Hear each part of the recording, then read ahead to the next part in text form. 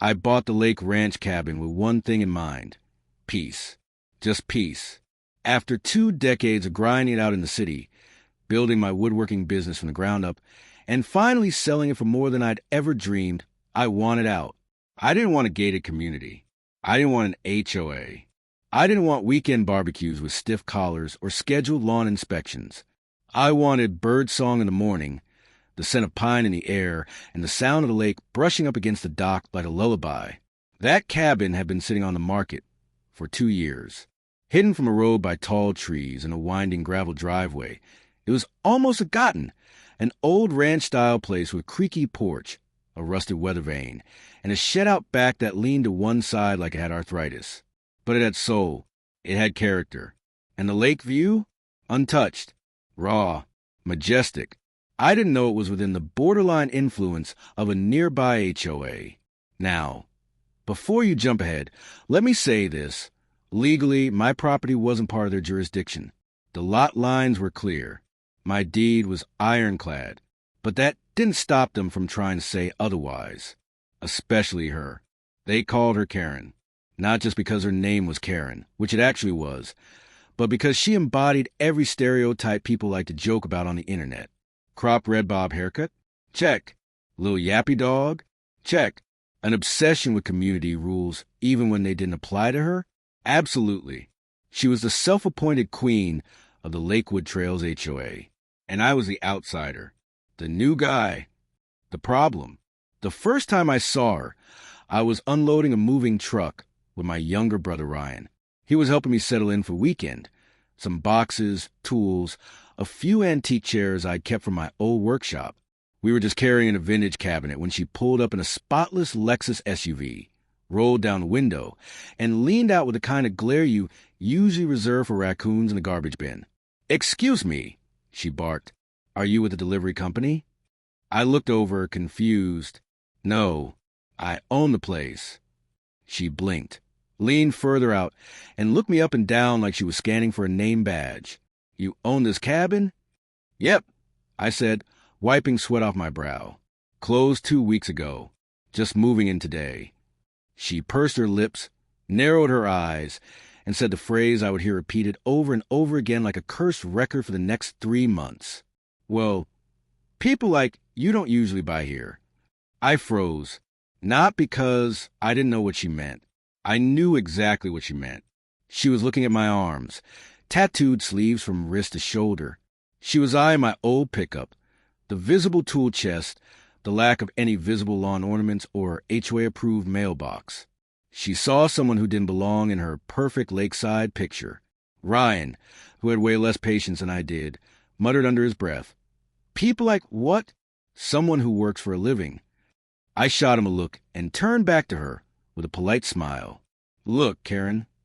"Oh, it's Mrs. Plimpton to you," she snapped. "Mrs. Plimpton," I corrected, my smile tightening. "I bought this property fair and square. It's outside your HOA's boundaries. You're not going to have any say in how I run it." She gave a little laugh, tight, cold. "Oh, honey," she said, "you'd be surprised what we can do to protect the character of this community." And with that, she drove off. That was day 1. By day 3, the warning started. Printed notices taped to my gate. Claims about unapproved structures, noise complaints, improper waste disposal. All false. Every last one. I wasn't even doing anything loud. I hadn't even powered up a chainsaw. Ryan and I were fixing the porch steps, unpacking boxes, and grilling dinner by the lake. That's it. I ignored them. But Karen didn't like being ignored. One morning, just a week into living there, I stepped out onto my deck to find 3 patrol cars parked in my drive. 3. Not 1. Not 2. 3. Apparently, someone had called in a suspicious person unloading possible stolen property. That suspicious person was me. That stolen property was my own toolbox. I walked up to the officers calmly, hands open, ready to de-escalate. "Morning, gentlemen. Something I can help with." The lead officer gave me a respectful nod. "Sir, we received a report. Can we see some ID and proof of ownership?" I pulled out my license and handed him the deed paperwork I'd been keeping on me for exactly this kind of harassment. Behind them, Karen stood by her car, arms crossed, smirking. The officer read the papers, nodded again, and apologized. Looks like everything's in order. Sorry for the inconvenience. Karen's smile faltered. I watched as the police left, then turned to her. Was that you? I asked. She didn't even flinch. We take suspicious activity seriously. Don't want any criminal elements ruining our community. You ever think that criminal element might be the one falsely reporting things? I said. That struck a nerve. She turned sharply and stormed off to her car, her little dog yapping at her heels. That night, I started setting up security cameras. If they were going to keep trying to trap me, I needed evidence. The next few weeks were a roller coaster of harassment. HOA volunteers began driving by slowly every afternoon, clipboard in hand, taking pictures of my trash bins and my truck, even of my dog when I let him out. Karen herself tried walking onto my property twice, once claiming she was inspecting for invasive plant species along the border. Another time, she claimed it was a water rights concern. I installed a no trespassing sign. She called the county to complain it was aggressive signage. The county laughed her off, but then she crossed a line. It was a Saturday morning. Ryan had gone home, and I was enjoying coffee on the deck when I heard a loud banging at my shed. I walked around the house and saw Karen, again, trying to open the door to my locked tool shed. She froze like a deer in headlights. What the hell are you doing? I shouted. I heard buzzing, she snapped. I thought it was a wasp nest. Those are a community hazard. I didn't buy it for a second. I called the sheriff's office. When the deputy arrived and asked her why she was on private property, she immediately flipped the script. He threatened me, she cried. He said he'd built something ugly to ruin my view. That lie was so ridiculous even the deputy chuckled. She tried to open my lock shed. I explained, show him security cam footage I'd installed earlier that week. Clear as day, her jiggling the lock, looking over her shoulder. That was the first time she looked worried. The deputy issued a trespassing warning, and she backed off. For a while, but she wasn't done. Not even close. Karen wasn't the kind of person to admit defeat. When intimidation didn't work and the police couldn't help her, she started going deeper, using the HOA to build a paper trail, a list of fake complaints, a pattern of harassment. And I had a plan to deal with that. But it was going to take patience, evidence, and a very public reversal. Because Karen didn't just want me gone.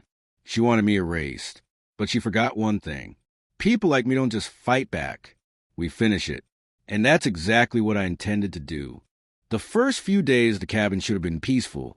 Quiet lake mornings, fresh pine air, and long walks with my dog Boone.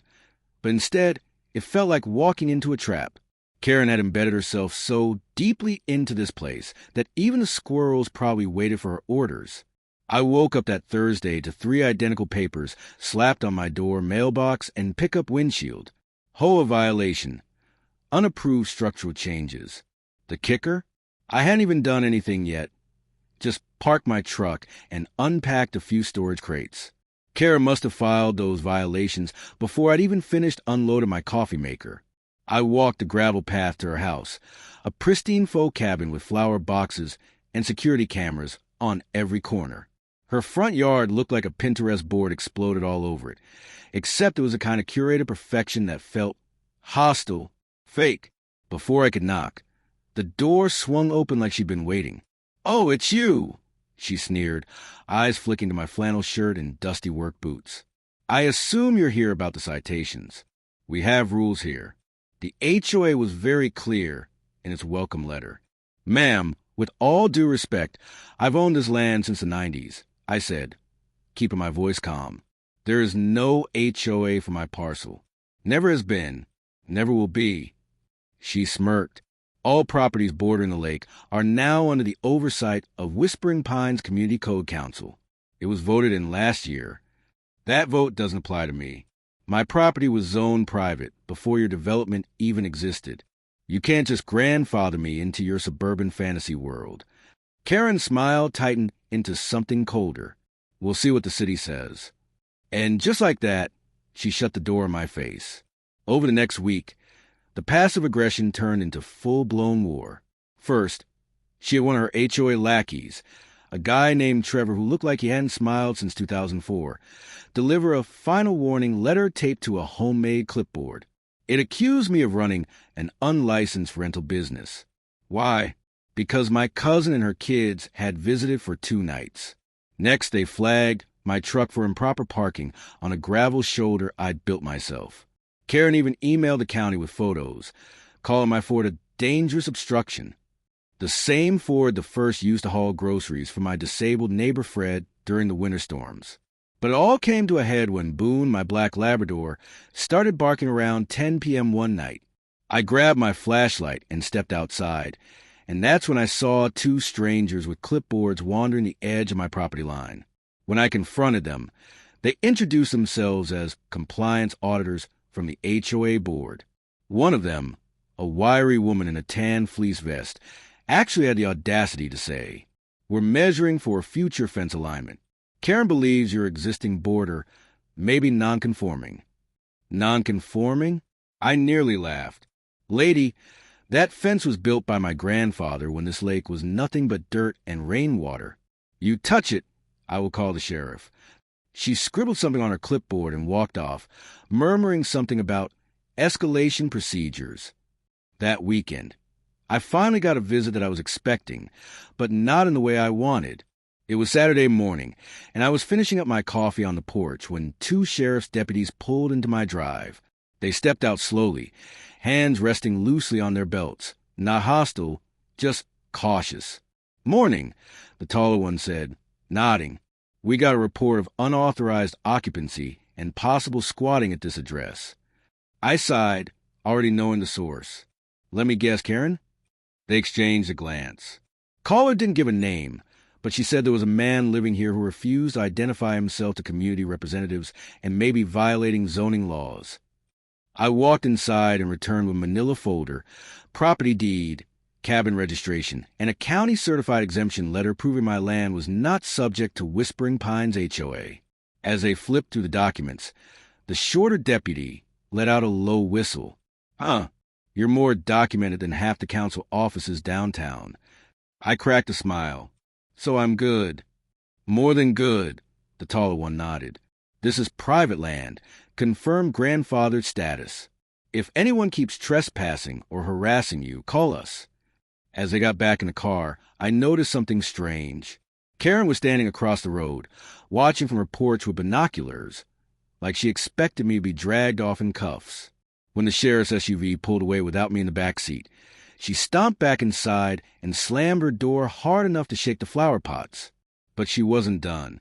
2 days later, I received a certified envelope in the mail, an official cease and desist from the Whispering Pines HOA.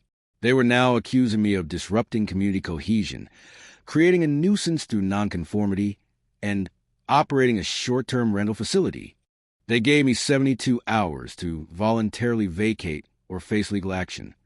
It wasn't just absurd. It was personal. Karen had taken it upon herself to destroy everything I had built here, not because I had broken any rules, but because I didn't fit into her perfectly curated vision of lakeside living. This was no longer a nuisance. It was an attack. So I stopped reacting, and I started preparing. I spent the next week documenting everything. I installed a full perimeter of trail cameras, every angle of my property covered, clearly marked with signs. I scanned my deed into 6 formats and sent it to my lawyer. I gathered evidence of harassment, including all the fake violation letters, emails, and recordings of Karen's lackeys trespassing. And just when I thought it couldn't escalate further, it did. Karen tried to have my electricity cut off. One Friday afternoon, I got a knock from a utility contractor who claimed he'd received a termination order for non-payment. I showed him my account in real time, up to date, and he immediately raised an eyebrow. This order's not from the power company. It's from the HOA with a fake company letterhead. That was it. Karen had officially crossed into fraud. My next step? Let her hang herself.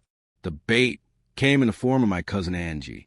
She was visiting again, bringing her baby girl, and staying the weekend. I intentionally posted a photo of them on my porch, tagging the location and writing, Cabin family weekend, blue heart, blue heart, blue heart. Sure enough, Karen couldn't resist. 2 hours later, I got a message from a fake HOA email threatening to report me to Child Protective Services for housing minors in an unfit structure.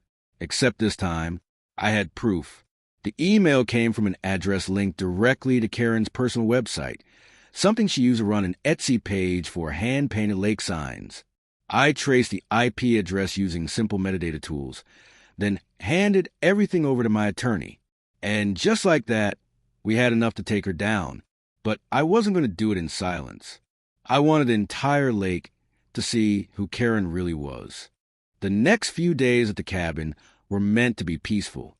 My plan had been to finally install the solar panels, stock up on firewood for winter, and build a little dock out on the lake. But peace? That word disappeared the moment Karen realized the police couldn't stop me. It began with noise complaints. First, she called the HOA about the sound of hammering coming from my deck. I was installing railing, using hand tools, nothing excessive, certainly nothing after hours. Yet 3 warnings showed up taped to my cabin door in the span of 48 hours. I recognized the handwriting. It was hers. She wasn't even hiding it anymore. Then came the parking citations. My truck was parked legally on my property, on my own gravel driveway.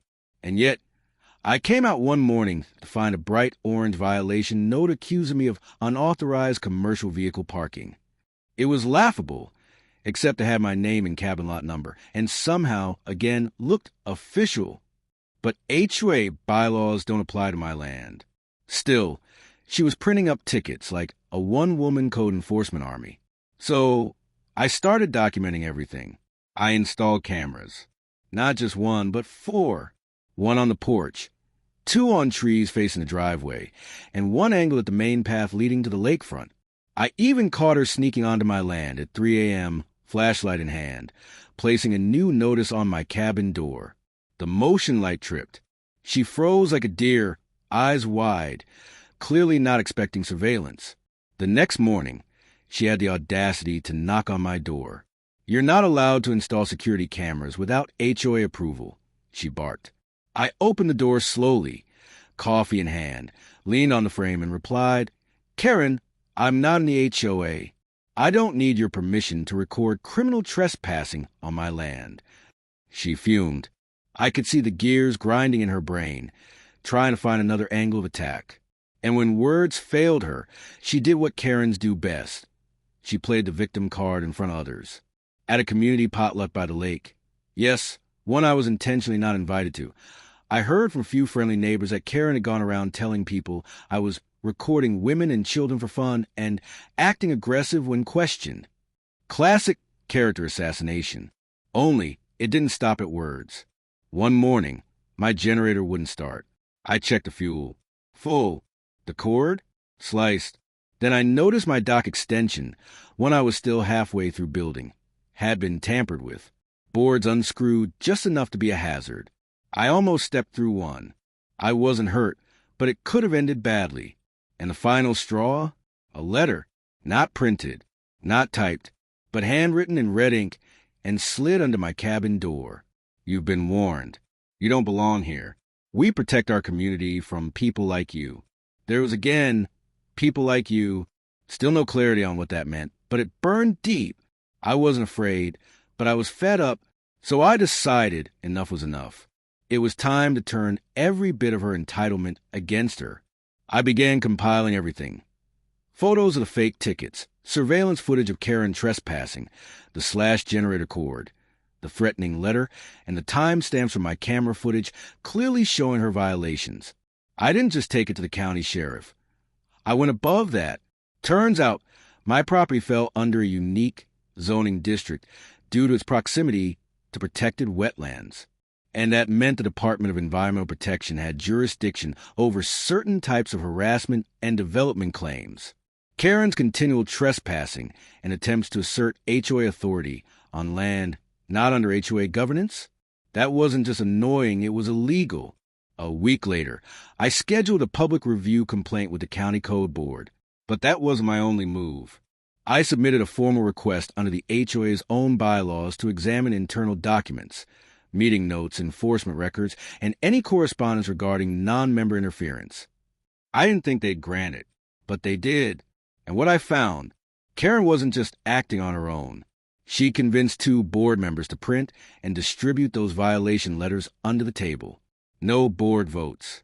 No official documentation. Just Karen's personal crusade, masked as community enforcement. With that in hand, I notified the county ethics office, then the state HOA regulatory division, and then I made copies and sent them to the entire neighborhood email list using the contact directory Karen herself had published in the annual community newsletter. The fallout was instant. Half the neighborhood went silent.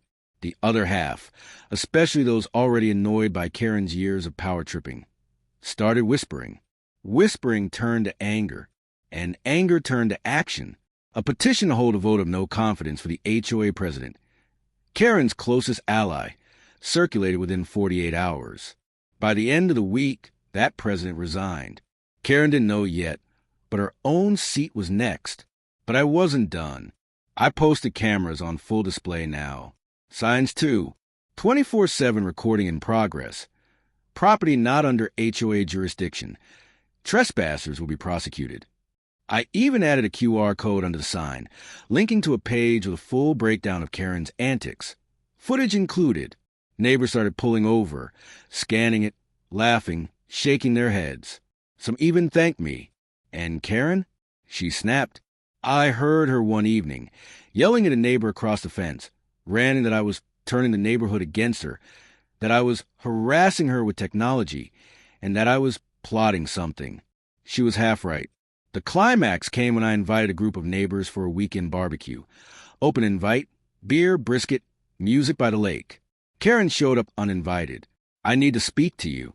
Privately, she said, red-faced, staring me down in front of the whole group. I smiled politely. We're kind of busy, but you're welcome to have a plate if you're here to make peace. She ignored the olive branch. I don't care about your lake cabin. You're a threat to this community. I don't feel safe with you here. I turned to the crowd. Do any of you feel unsafe around me? Silence. Then chuckles. A few said no. One neighbor yelled out, "He makes a mean burger, though." Karen shook with rage. Her hand reached into her purse. That's when the sheriff's cruiser pulled in. I hadn't called them. One of the neighbors had, worried about Karen's state of mind. She was restrained from causing a scene and escorted home. Later, I found out from another board member. The HOA board voted to suspend Karen pending investigation, not just from the board, but from using any of the shared community amenities. The irony? The same bylaws Karen used to try to control me were now the weapon used to kick her out of the very organization she ruled. But I wasn't done just yet, because revenge, it's best served with receipts. And I had plenty. I didn't sleep that night, not because I was afraid, but because I couldn't believe I was actually living this. A neighborhood association, with zero authority over my land, was now trying to paint me as some rogue outsider threatening their serene way of life. And Karen, oh, she was in overdrive. The next morning, I woke up to the low rumble of a pickup truck pulling into my gravel driveway, uninvited. I opened the cabin door to find a man stepping out of the truck with a clipboard and a camera slung around his neck. He had that unmistakable air of someone trying to look important while doing absolutely nothing of value. His shirt had the logo of the Lakeshore HOA Compliance Committee stitched into the breast pocket. I didn't even know they had uniforms. "Can I help you?" I asked, arms crossed. He didn't bother to look up. We had reports of multiple noncompliances, unregistered dwelling, excessive sound levels after dark, unauthorized structures, and suspected code violations. From who? I said, though I already knew. "We're not authorized to disclose that," he replied mechanically. "But as per HOA guidelines, this property is in need of inspection." "This property," I said slowly, "is not under HOA jurisdiction. You're trespassing. I suggest you leave." He raised his hand like a schoolteacher trying to shush a student. "Actually, this entire Lakeshore community is part of a designated special zoning district. The HOA acts as the administrative authority." I didn't flinch. "I've got federal land records and survey maps of my cabin, that say otherwise. This land was subdivided from a larger ranch in the 60s and hasn't been annexed by any residential agreement. I have the original deeds. You step 1 foot further, and you're going to have a legal problem. He tried to push past me anyway. That's when I calmly turned, stepped inside the door, and returned with my badge clipped to my belt. I wasn't flashing it as a threat. I just let it be visible. His eyes widened. You're Deputy Chief. I nodded. Sheriff's Department. 3 counties over. On official leave. Doesn't mean I forgot how the law works. That did it. He froze, mumbled something about getting confirmation, and shuffled back to his truck. Not 2 hours later, Karen came storming down the gravel trail herself, flanked by her 2 minions. The same ladies who had been gossiping outside the HOA meeting like it was an episode of Desperate Housewives. You can't intimidate the compliance officers, she shrieked the moment she was within shouting range. I held up my hands. Karen, listen closely. I've ignored your gossip, your pettiness, and even your calls to the cops. But sending someone onto my land under false pretenses? That crosses a legal line. Try it again, and I'll file a harassment and trespassing complaint. You want to keep pushing this? Be ready for court. You think you can scare me with that badge? She spat. You're just one man. That's all I need to be, I said. And this one man has the law on his side. But she wasn't backing down.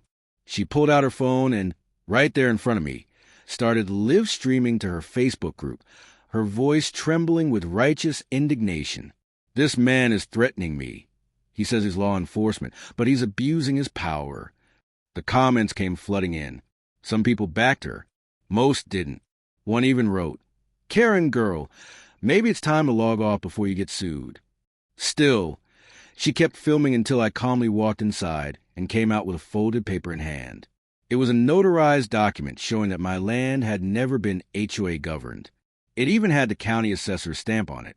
I held it up to her camera. Let your followers read this, I said. She stopped streaming. Then she swore under her breath and stormed off. But it wasn't over. That night, just before sundown, a county sheriff cruiser pulled up. Not from my county. Hers. A deputy stepped out, looking sheepish. We got a noise complaint from a resident in Lakeshore HOA. Same woman who's been calling us for weeks. Let me guess, I said. She told you I got construction crews, bonfires, motorcycles. What this time?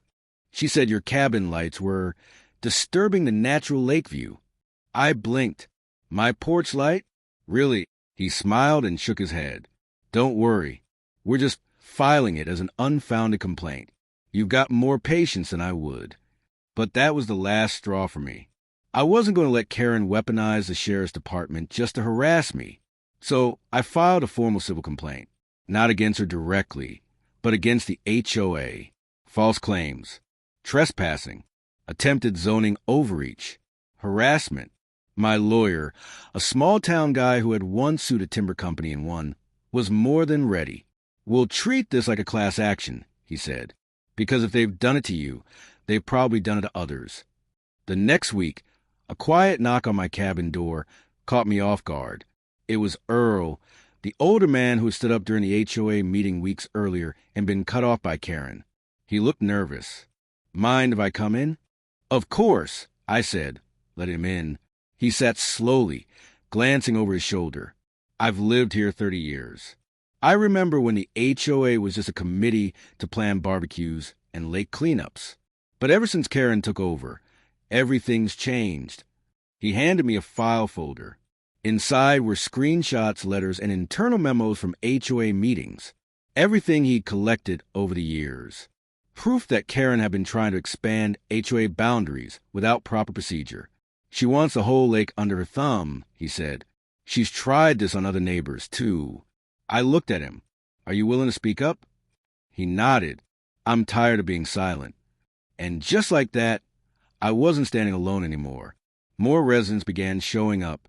Quietly at first, sharing stories, lending support. Karen's grip on the community, it was beginning to crack. And she had no idea what was coming next. The first leaf of autumn floated past my window as I sipped coffee on the porch. The air was cool and still, but something had shifted in the neighborhood. like a storm had passed, but no one wanted to admit they'd felt the wind. You could see it in the nervous glances from Karen's allies at the local market, the sudden friendliness from the HOA secretary when I crossed paths with her at the feed store, and the fact that Karen herself hadn't dared step foot on my property since the day I showed her that deed on her live stream. But I knew better than to mistake silence for surrender. I'd been in law enforcement long enough to know people like Karen don't quit. They recalculate, retool, retaliate. And I was right. It started with a certified letter shoved into my rural mailbox like a threat. The envelope bore the HOA's insignia, though it wasn't legally binding. Inside was a copy of their new proposed annexation map, extending HOA jurisdiction all around the lake, including parcels like mine, lands never intended to be part of their gated fantasy. There was a vote scheduled. Karen had rigged the timing perfectly. Only board members and legacy HOA families were given voting privileges. The wording of the vote skewed so badly it could confuse even the most educated property owner. But I had something Karen didn't know. A week prior, after my attorney filed our civil harassment complaint, I had also reached out to the County Planning Commission and requested a public hearing on HOA overreach and unlawful annexation. Turns out, I wasn't the first. Two other landowners, one a widower whose family had lived off the lake since the 40s, the other a young woman who'd inherited her grandfather's fishing cabin, had filed similar grievances. The county official handling the case, a no-nonsense woman named Judith, who told me straight, these HOAs think they run towns, but they forget they're corporations, not governments. So I worked with Judith. We compiled maps, boundaries, property records. I even brought in a drone team, licensed and fully documented, to map out every parcel, fence, and building within a 5-mile radius of the lake. 2 days before the HOA's vote, the county issued an injunction. Any annexation effort that included my parcel or the others would be legally frozen until after the hearing. Karen wasn't pleased. I know that because I caught her on my trail camera at 2:12 a.m. 2 nights later. She wasn't vandalizing anything, just standing on the edge of my land, staring at the cabin like it had offended her very existence. When I reviewed the footage that morning, I couldn't decide if I should be disturbed or flattered, but I wasn't playing anymore. I submitted the footage to the sheriff's department and filed a restraining order request citing pattern harassment and trespassing. It wasn't about vengeance. It was about protecting my peace. Still, fate had one last surprise. The county hearing was scheduled for a Thursday. I showed up in boots and a button-down, papers in hand. Karen arrived with her mother, a man in a suit, likely her lawyer, and a small entourage of HOA diehards who all looked like they'd lost sleep and hadn't found forgiveness. Judith ran the hearing like a courtroom. Clean, efficient, zero tolerance for drama. Today we are reviewing the Lakeshore HOA's proposed boundary expansion and the formal complaints issued by Mr. Harlan Briggs and 2 additional property owners. That was my cue. I stood, walked to the front, and laid out my case. I showed the original survey maps, presented my land deed, displayed the drone footage overlaid with county zoning maps, proving, beyond any doubt, that my land was never within HOA jurisdiction, nor adjacent to any legally annexable areas. I even read excerpts from HOA bylaws that clearly stated annexation could not occur without unanimous written consent from affected landowners. I had not given it.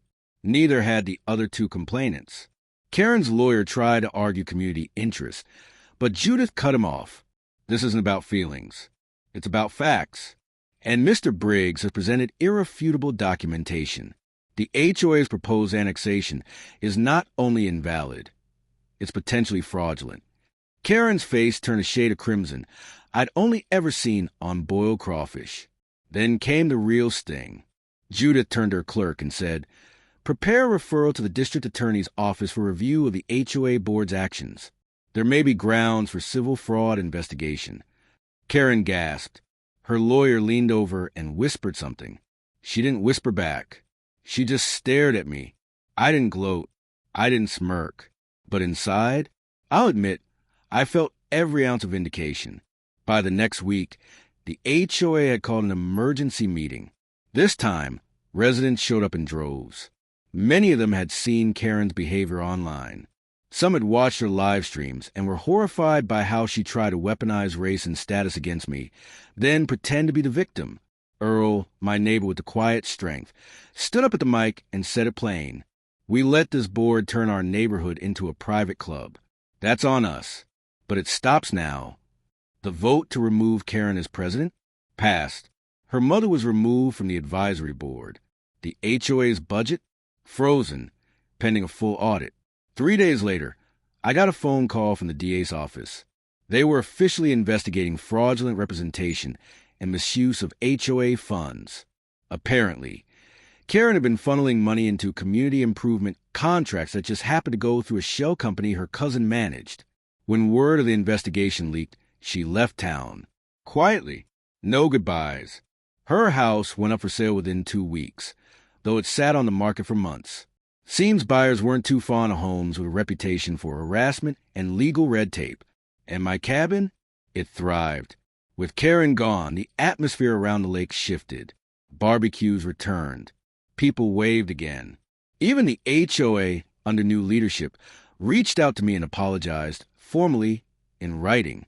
They offered to make peace. I accepted, but made it clear, my land stays free. Forever. I built a new dock that spring. Not for show, but for peace. Fishing, reading, early morning coffee with fog on the lake. It was a dream I'd worked years to build. And in the final bit of irony, that same HOA, one so obsessed with shutting me out, eventually invited me to speak at a town hall on property rights and civic boundaries. I showed up, shared what I'd learned, and made one thing perfectly clear. Community is built on respect, not control. You don't get to decide who belongs. That's not your right. It never was. A standing ovation followed, not because I was eloquent, but because I'd spoken the truth everyone had been afraid to say. I wasn't the outsider. I was the spark that helped the community wake up. And Karen? She became nothing more than a cautionary tale, whispered about in HOA meetings and told over potlucks as a lesson in what happens when control turns into obsession. Me? I stayed, because some places are worth fighting for, even if you have to bring the law, the truth, and a little bit of backbone to do it.